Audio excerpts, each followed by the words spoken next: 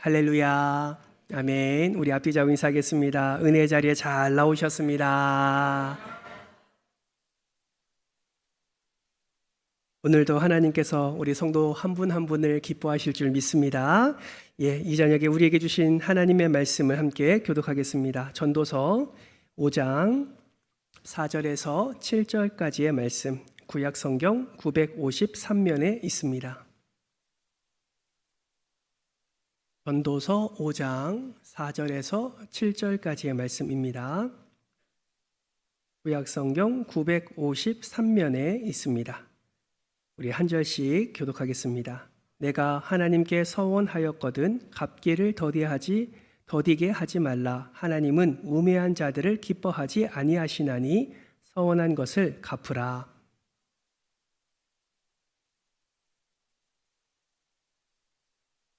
내 입으로 내 육체가 범죄하게 하지 말라. 사자 앞에서 내가 서원한 것이 실수라고 말하지 말라. 어찌 하나님께서 내 목소리로 말미암아 진노하사 내 손으로 한 것을 멸하시게 하랴. 말이 많아도 그러하니 오직 너는 하나님을 경외할지니라. 아멘. 어떤 한 사람이 하나님께 이렇게 서원을 했다고 합니다.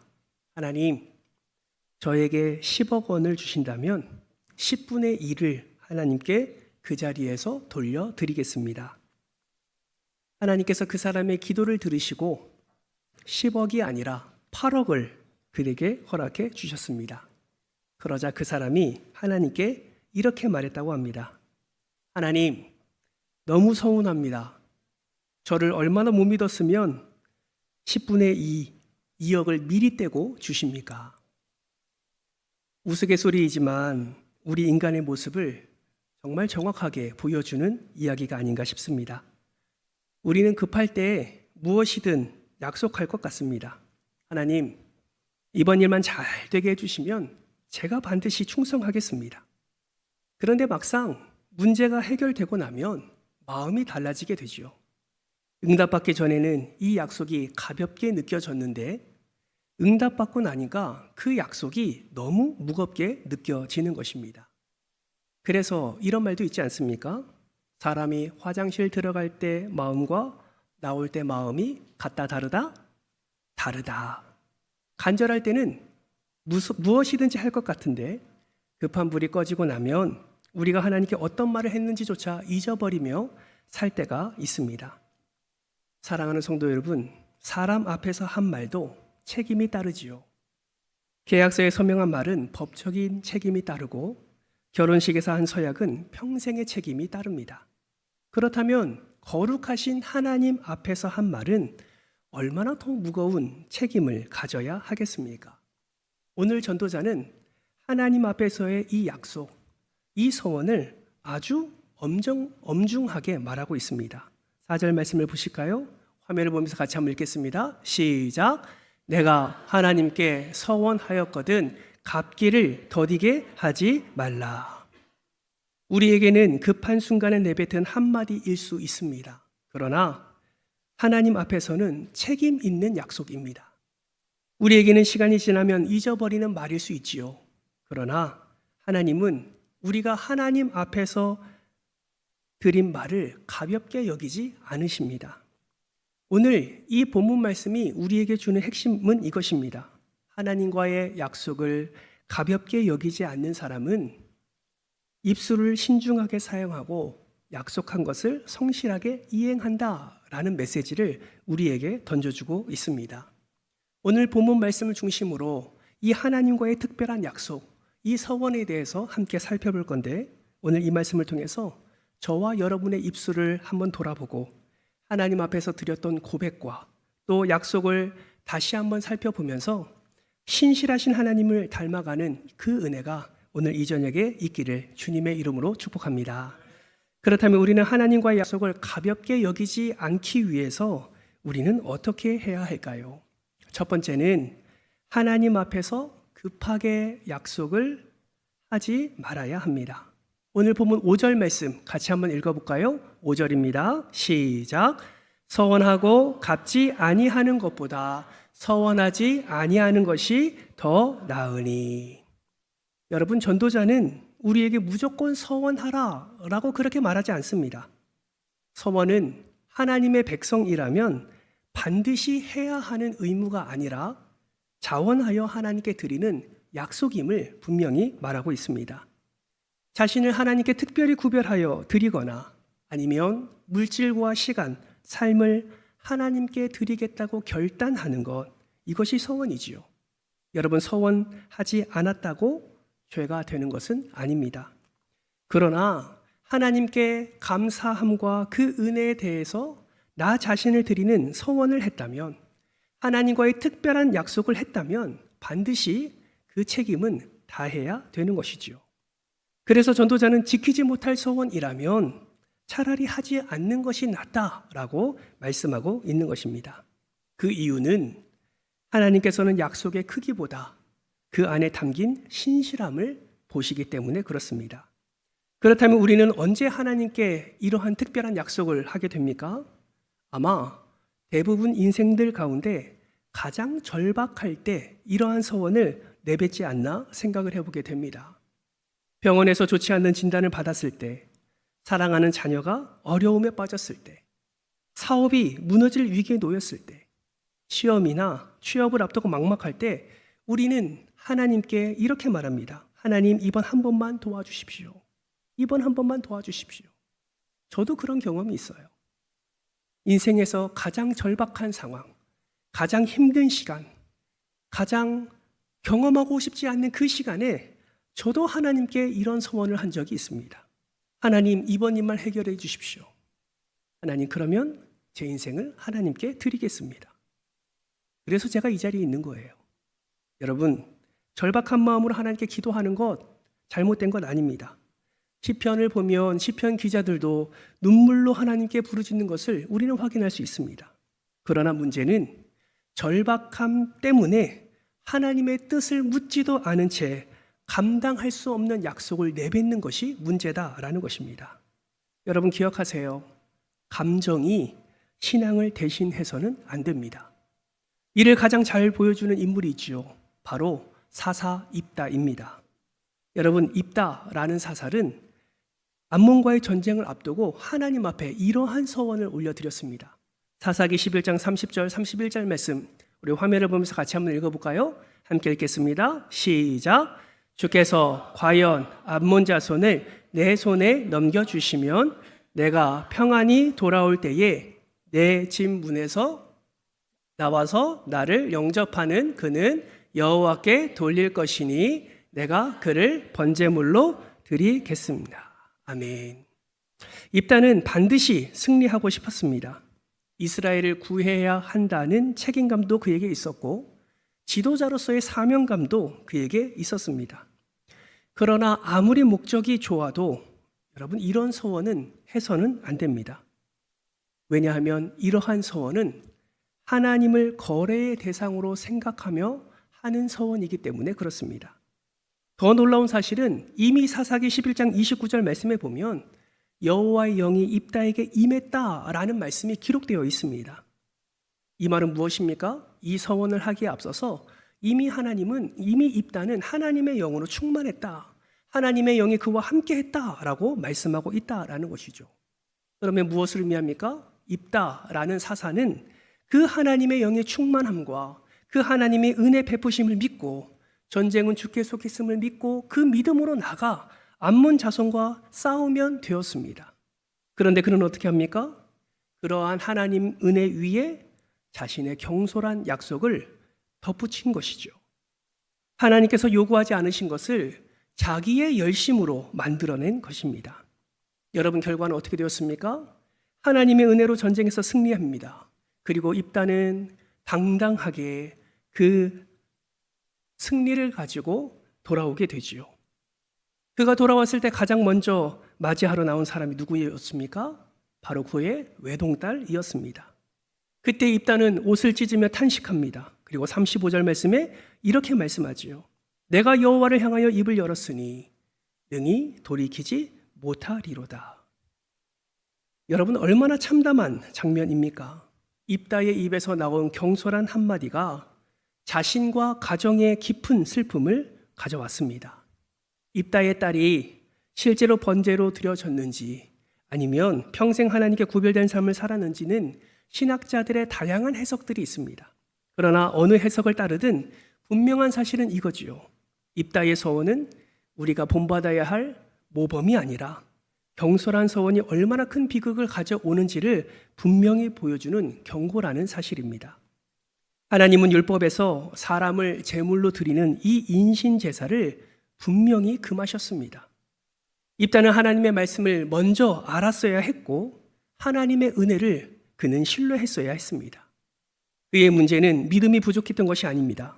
처음부터 하나님의 뜻에 어긋나는 서원을 했다라는 것이죠. 사랑하는 성도 여러분, 믿음은 무조건 큰 약속을 하는 것이 아닙니다.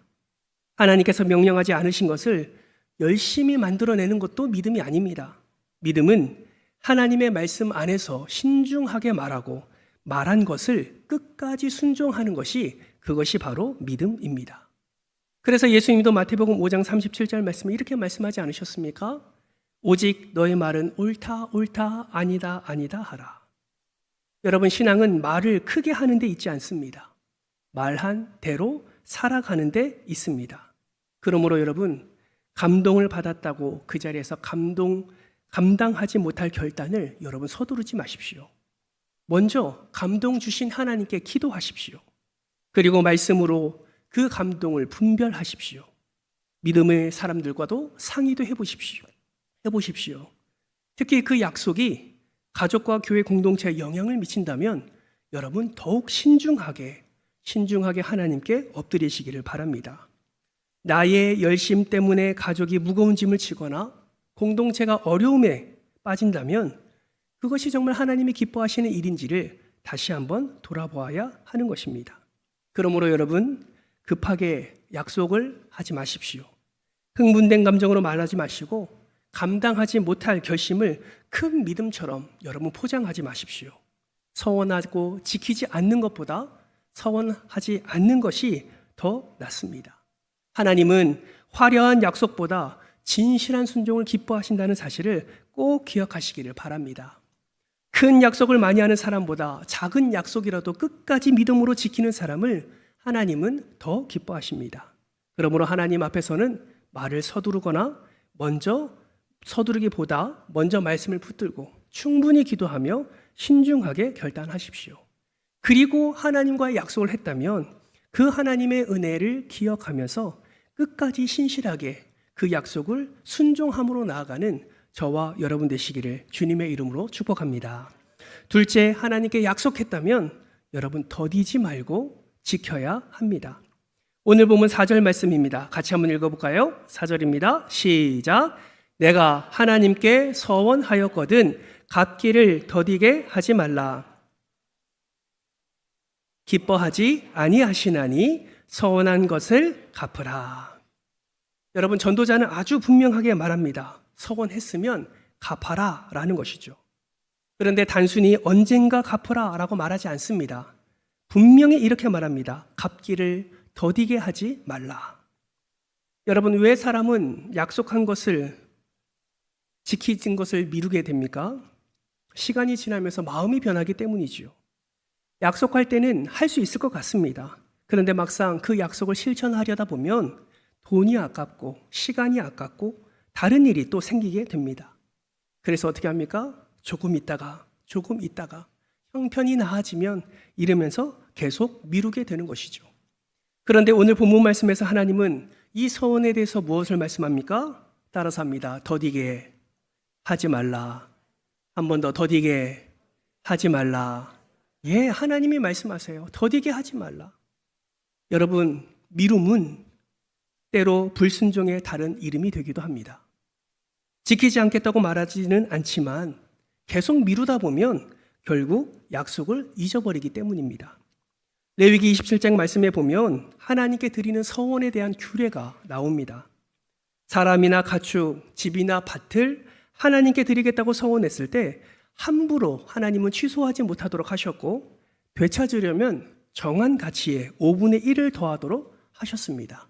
왜 그러한 규정을 두셨을까요? 하나님께 한 약속은 손해가 없을 때만 지키는 선택이 아니라는 것을 가르치기 위해서입니다. 여러분, 하나님과의 약속은 손해가 나도 지키는 것임을 여러분 꼭 기억하시길 바라요. 시편 15편 4절 말씀도 이렇게 말씀합니다. 그의 마음에 서원한 것은 해로울지라도 변하지 아니하며. 여러분, 하나님을 경외하는 사람은 손해가 생겨도 약속을 바꾸지 않습니다. 이익이 될 때는 지키는 것은 누구나 할 수 있는 일이지요. 그러나 손해가 되어도 지킬 때 그 사람의 신실함이 나타나게 되는 것입니다. 여러분, 그 결혼 서약을 한번 생각해 보십시오. 기쁠 때나 슬플 때나 건강할 때나 병들었을 때나 사랑하겠습니다 라고 서약하는 것이 바로 결혼식 서약입니다. 여러분, 기쁠 때만 사랑하고 어려울 땐 떠난다면 그것이 어떻게 서약이 될 수 있겠습니까? 좋을 때 지키는 것은 취향일 수 있지만 어려울 때 지키는 것은 약속입니다. 그러므로 여러분이 하나님과 했던 약속을 기억하며 그 하나님과 했던 그 약속을 지키기를 더디게 하지 마시기를 바랍니다. 우리가 언제 하나님과 약속했습니까? 직분을 받을 때도 하나님과 교회 앞에서 충성스럽게 섬기겠다고 우리는 약속했습니다. 그런데 어떻게 됩니까? 시간이 지나면서 그 감격이 사라지지요. 또한 사역하면서 또 귀한 사명 감당하면서 인정받지 못한다고 책임을 내려놓는다면 여러분, 하나님께 한 약속을 우리는 가볍게 여기는 것입니다. 혹시 여러분은 특별한 서원을 한 적이 없으십니까? 그렇지 않아요. 여러분, 우리의 삶을 돌아보면 우리는 하나님 앞에 때를 따라 돕는 은혜로 허락해 주신 하나님께 얼마나 많은 서원과 약속을 했는지 모릅니다. 우리가 세례받을 때 예수 그리스도를 구주로 믿고 말씀에 순종하겠다고 우리는 고백했고, 입교할 때 자신의 믿음으로 하나님을 섬기겠다고 우리는 그렇게 약속을 했습니다. 결혼할 때 배우자를 사랑하고 존중하겠다고 서약했고, 직분 받을 때는 교회를 충성스럽게 섬기겠다고 우리는 하나님 앞에 그렇게 서약을 했습니다. 그때뿐입니까? 부흥회 때나 때로는 수련회 때, 때로는 헌신 예배 가운데, 때로는 주중 예배 가운데서도 하나님께서 감동 주시고 하나님께서 은혜 주시면 기도를 회복하겠다고, 말씀을 가까이 하겠다고, 가정을 믿음으로 세우겠다고, 다음 세대를 위해 헌신하겠다고 우리는 그렇게 결단했던 순간들도 많습니다. 이것이 어떻게 서원이냐고요? 하나님 앞에 간절한 마음으로 내 삶을 드리겠다고 결단하고 약속한 모든 것이 하나님과의 특별한 약속임을 여러분 잊지 마십시오. 여러분, 그러한 감동이 식었다고 약속이 사라지는 것이 아닙니다. 사람들이 잊었다고 하나님도 잊으신 것이 아닙니다. 여러분, 서원은 거래가 아니라 신실함의 문제입니다. 그러므로 사랑하는 성도 여러분, 그 약속을 기억하시고 그 약속을 갚기를 더디게 하지 마시기를 주님의 이름으로 부탁을 드립니다. 왜 우리는 이 약속을 지켜야 됩니까? 하나님께서 먼저 우리에게 신실하게 행하셨기 때문이죠. 우리가 하나님을 잊어버렸을 때도 하나님은 우리를 잊어버리지 않으셨습니다. 우리가 하나님의 언약을 깨트렸을 때도 하나님은 구원의 약속을 이루시기 위해 독생자 예수 그리스도를 우리에게 보내셨고, 그 십자가를 통해서 하나님의 신실함을 증거하셨습니다. 그러므로 하나님의 신실함으로 구원받은 사람은 하나님께 한 약속을 절대로 가볍게 여기지 않아야 하는 것입니다. 복을 얻기 위해 약속을 지키는 것이 아니라 은혜 받은 사람이기에 우리는 하나님과의 약속에 순종해야 하는 것이죠. 사랑하는 성도 여러분, 혹시 지금도 하나님께 드리기로 했지만 계속 미루고 있는 약속 혹시 있으십니까? 그것이 기도의 약속인가요? 아니면 봉사의 약속입니까? 아니면 물질의 약속입니까? 아니면 용서와 화해의 약속입니까?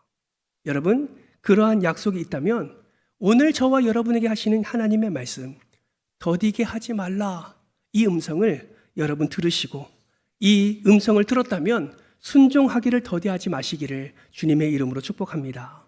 여러분, 완벽한 조건을 기다리지 마십시오. 형편이 좋아지기만을 기다리지 마십시오. 마음이 다시 뜨거워질 때까지 미루지 마십시오. 오늘 할 수 있는 작은 순종부터 우리가 하나씩 순종하면 하나님께서는 결국 그 신실함을 보시고 하나님께서 더 큰 은혜로 저와 여러분의 삶을 채워주실 줄 믿습니다. 여러분, 지연된 순종은 결국 불순종이 될 수 있습니다. 하나님을 경외한 사람은 말한 것을 기억하고 그 기억한 것을 삶으로 실천하는 사람임을 기억하면서 하나님께 약속했다면 더디지 말게 신실하게 그 약속을 지키는 저와 여러분 되시기를 주님의 이름으로 축복합니다. 마지막 잘못된 약속은 고집하지 말고 회개해야 합니다. 오늘 본문 말씀 6절 말씀을 같이 한번 볼까요? 6절 말씀을 우리 같이 한번 읽겠습니다. 시작. 내 입으로 내 육체가 범죄하게 하지 말라. 사자 앞에서 내가 서운한 것이 실수라고 말하지 말라.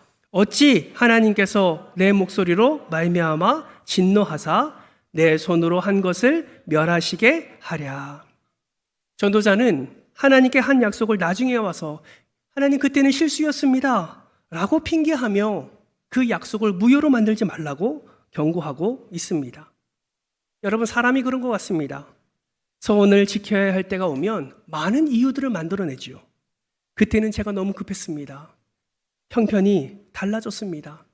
하나님도 이해하실 겁니다. 수많은 핑계거리를 만들어냅니다.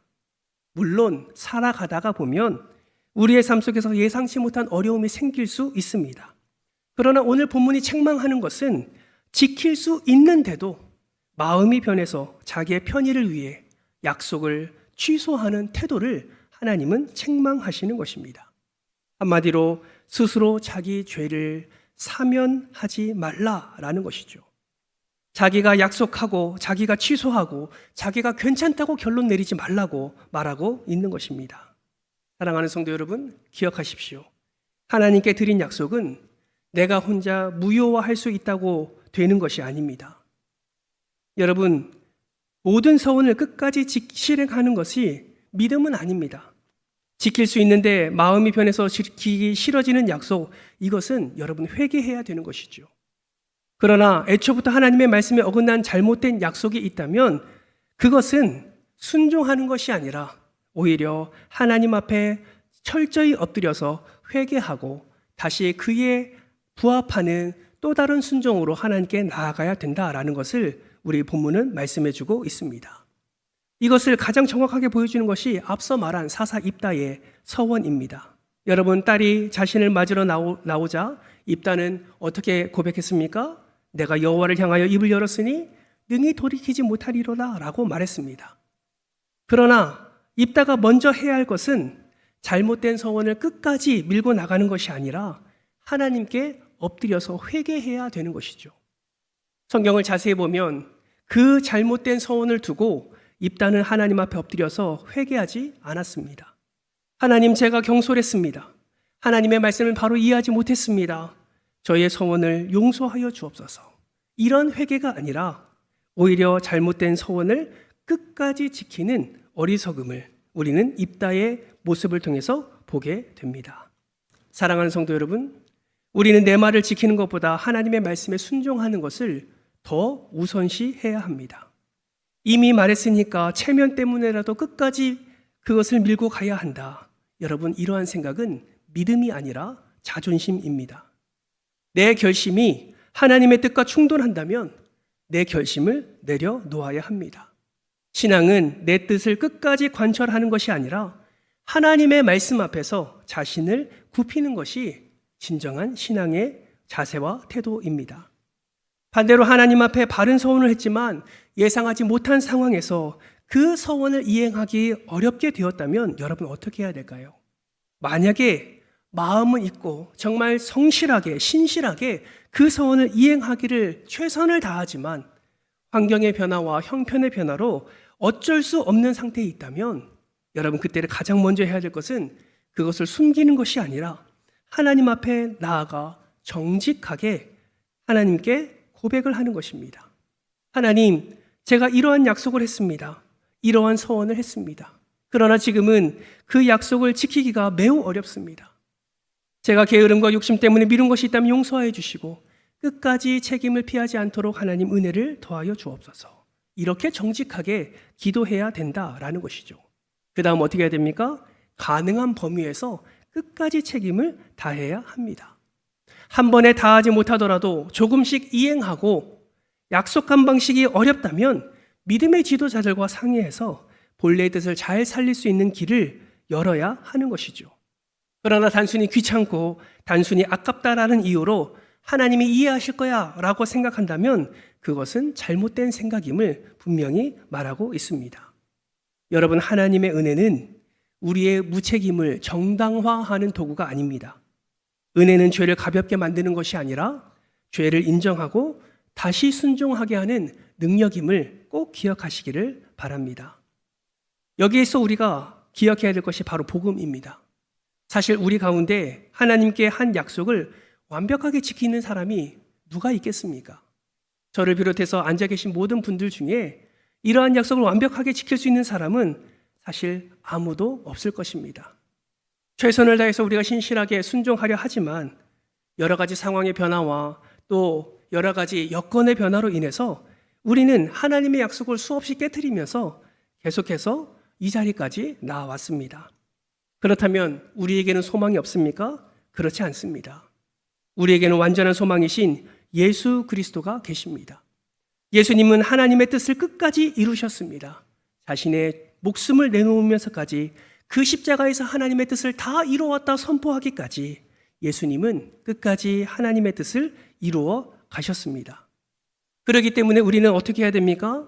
하나님과의 약속을 신실하게 지키지 못하는 우리의 연약함과 우리의 한계 있음을 예수 그리스도께 내어놓고 오직 예수 그리스도 안에 거하기를 힘써야 하는 것입니다.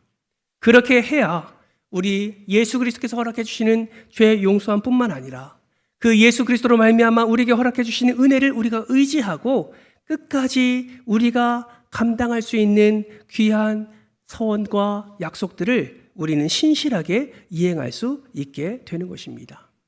전도자는 오늘 7절 말씀에서 서원에 대한 결론을 이렇게 말씀하고 있습니다. 우리 7절 말씀을 같이 한번 읽어볼까요? 함께 읽겠습니다. 시작! 꿈이 많으면 헛된 일들이 많아지고 말이 많아도 그러하니 오직 너는 하나님을 경외할지니라. 여러분, 전도자는 결국 서원의 문제를 하나님의 경외의 문제로 연결하고 있습니다. 문제는 말이 많은 것이 아니라 하나님을 가볍게 여기는 것이 문제라는 것이죠. 하나님을 경외하는 사람은 함부로 약속하지 않고 하나님을 경외하는 사람은 그 약속하기 전에 그것을 놓고 기도하며 말씀으로 분별하며 감당할 수 있는지를 먼저 살피는 자라고 말하고 있습니다. 그리고 약속했다면 하나님의 은혜를 끝까지 신실하게 지키는 자가 하나님을 경외하는 자다라고 말을 하고 있는 것입니다. 사랑하는 성도 여러분, 서원의 핵심은 돈도 말의 기술도 아닙니다. 하나님을 어떻게 생각하느냐가 서원에서 가장 중요한 핵심된 문제입니다. 하나님을 소원을 이루는 수단으로 여기면 서원은 거래가 되지만 하나님을 거룩한 주권자로 경외하면 서원은 신실한 헌신이 된다라는 것입니다. 그러므로 하나님을 경외하며 함부로 말하지 않고 약속은 신실하게 지키고 잘못된 것은 겸손히 회개하며 무엇보다도 우리를 위해 끝까지 신실하게 그 약속을 성취하신 예수 그리스도의 은혜를 붙들고 우리는 주님과의 약속을 끝까지 신실하게 지키는 저와 여러분이 되어야 될 줄 믿습니다. 사랑하는 성도 여러분, 지금까지의 삶을 통해서 하나님과의 그 서원 속에 어떠한 약속 가운데 혹여나 하나님께 신실하게 행하지 못한 그 서원들이 있다면 오늘 하나님께서 깨닫게 해주시는 그 서원을 기억하시고 여러분의 삶 속에서 최선을 다해서 신실하게 그 서원을 이행하시기를 바랍니다. 혹여나 여러분의 삶 속에서 그것을 이행하지 못한다면 겸손히 회개하며 다시금 다른 섬김과 다른 은혜로 더욱더 하나님을 사랑할 수 있도록 은혜를 더해달라고 기억하시기를 바랍니다. 바라고 소망하기는 저와 여러분이 하나님 앞에서 했던 그 결단과 서원이 그저 우리의 어리석음과 게으름과 우리의 지혜롭지 못함을 통하여서 미움을 통하여서 하나님과의 약속을 어기고 하나님을 가볍게 여기는 자가 되지 않고 오히려 하나님께서 허락해 주시는 이 말씀 붙들고 하나님과의 약속을 더 신실하게 더 분명하게 지키는 저와 여러분, 그래서 하나님께서 그 약속 신실하게 지키는 삶을 더 축복하시는 놀라운 은혜를 여러분의 삶 속에서 더 풍성히 누리시기를 주님의 이름으로 축복합니다.